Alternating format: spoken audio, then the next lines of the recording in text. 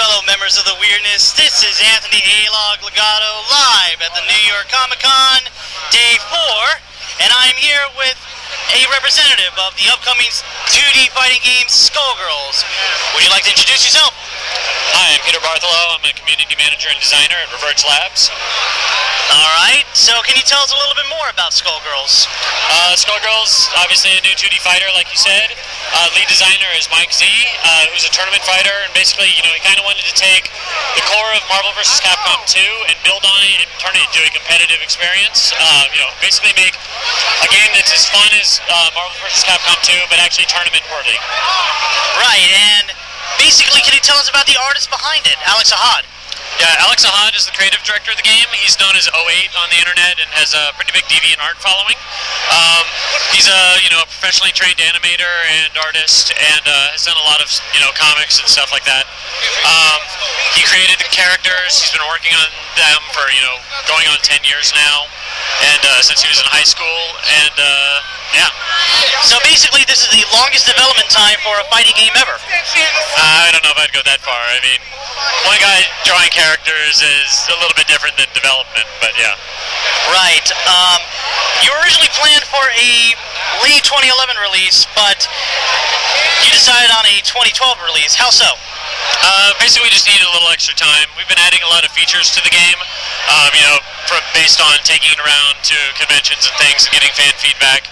And, all that stuff adds up, and it just, pushed us back a little bit. So, it's early 2012 now, but, when we say early 2012, we mean early.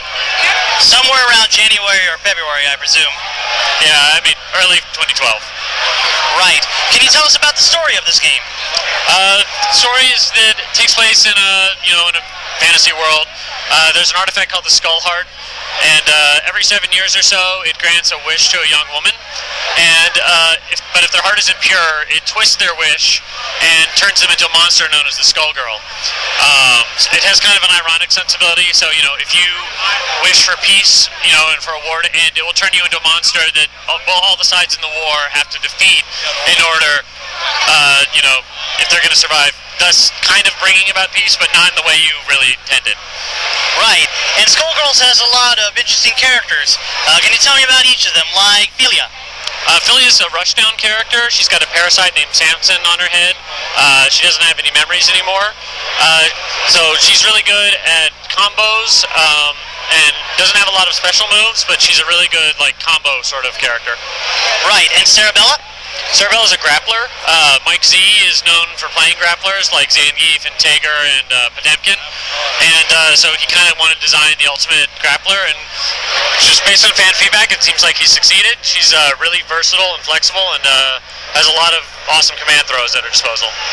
Right, and of course the character many of the members of the Weirdness are looking forward to, Peacock. Yeah, Peacock. She was inspired by 1940s cartoon characters. She's kind of a super weapon created by the Anti-Skullgirl Labs to defeat the Skullgirl. So a lot of her moves are really funny. Pretty much every one of her animations is a little joke or reference in it, and she's personally my favorite character at the moment. As well as mine. Is it safe to assume that she's a humanoid cartoon? What? I mean, yes, sure. If you know, Humanoid Typhoon from, Trigon, the reference, it's a little parody. Oh, I don't know, actually. I don't know if that was his inspiration or not. Okay, next character, Ms. Fortune. Ms. Fortune, I guess she's kind of a zombie cat girl. She's got a pretty grim backstory. She was hired to steal a life gem from the mob, and she swallowed it and then apparently ended up digesting it, and it suffused her body. The mafia caught up to her, chopped her up, threw her to the bottom of the ocean along with her friends in the Fishbone Gang, but she survived it because of the life gem, and so now she's literally falling apart at the seams. She can stretch herself. She's got a lot of hilarious but kind of gross attacks, and she can remove her head and use it to attack you from both sides and control it independently. Right, and as I can see, she's basically, playing with herself. In the background, I can see she's playing with her head in her victory pose. Yeah. And Parasol? Parasol's the princess of the Canopy Kingdom. Her mom was actually a Skullgirl, so she really wants to get it and destroy it. She plays kind of similarly to Guile. She's got a long range, so she's kind of a poker, and she has some projectiles as well.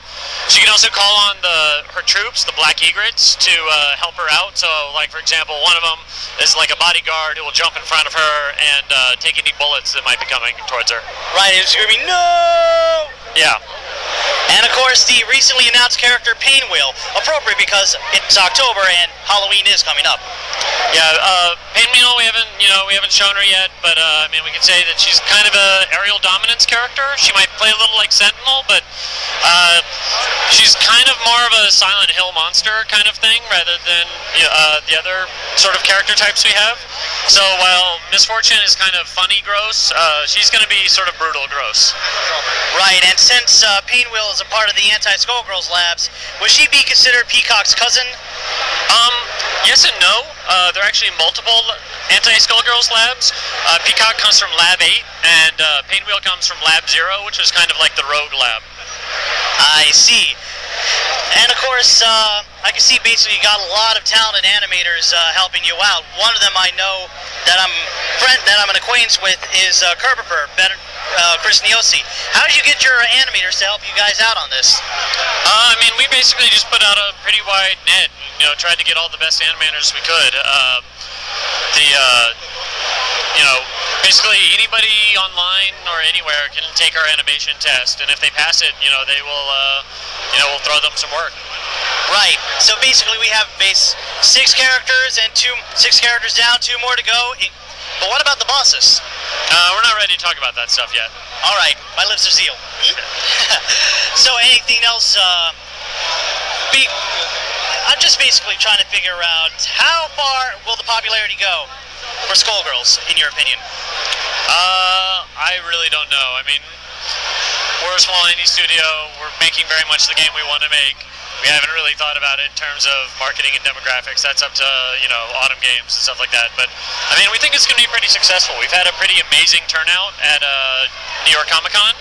There's been a line the entire time, and, we thought it would be shorter today on Sunday, and it's actually longer than it's ever been. So, I don't know if it's word of mouth or there are just more people here or what, but we've been pretty overwhelmed by the response.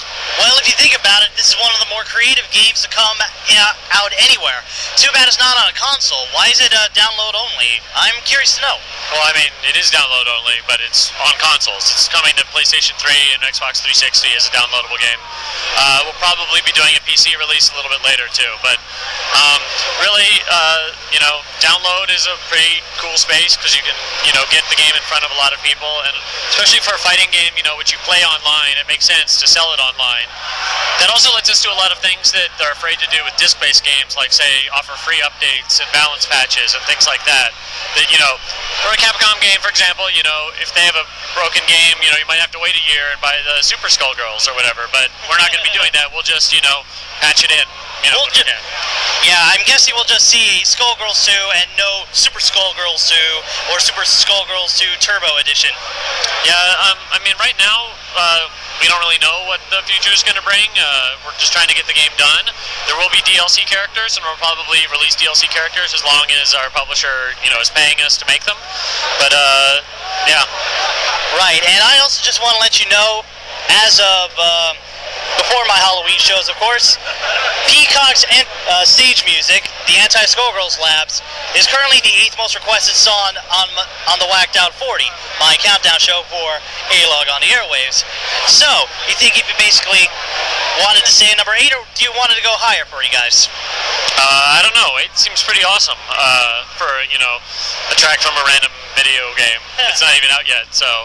I mean, obviously higher would be better, but that's pretty cool. Right. We always love a little piece of creativity around here. And I see Philia just tearing at her hair, her timeout loss. yeah, basically like the funniest timeout poses, win poses, lose poses ever. Especially when Peacock explodes for a bit. Yeah, I mean, our animators are really creative and awesome, and they're really just trying to, put personality in every single frame. Right, so basically, when will the 2 out of the 2 out of the 6 characters. We basically have 2 more characters to go. When will we hear the next one? I'd imagine we'll probably reveal the next one either later this month or early next month. Probably Halloween. I don't know. Like, we haven't thought that far ahead. We're all just trying to finish the game right now. I know, but just think ahead. Anyway, this is Anthony A. Legato here with Peter Bartholomew, and of course, once again, when will we see Skullgirls come or drop out? I'm sorry, drop in. Early 2012. Right, so my fellow members of the Weirdness, get this game on your PS3 or your Xbox 360. Don't worry about downloading a virus, because this is virus-free. Well, I mean, yeah, I'm not aware of any viruses on the PlayStation Network or Xbox 360, so I think you should be safe. Right, especially with the whole hacker incident. Yeah. So anyway, I thank you. I would like to thank you for this interview, and I hope you stay weird. Thanks a lot. And of course, one more thing. Meet the Fat Man. We actually changed that line. He's now Lenny. I know, but I just felt like saying it. Okay.